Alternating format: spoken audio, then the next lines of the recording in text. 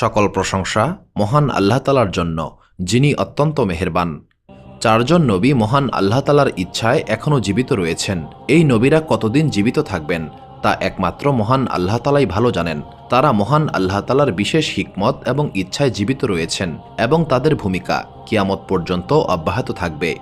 ঈসা আলাইহিসসালাম হচ্ছেন প্রথম নবী যাকে মহান আল্লাহ তালা মৃত্যু দেন নাই এবং তার জীবিত থাকার কথা পবিত্র কোরআনে উল্লেখ করা হয়েছে।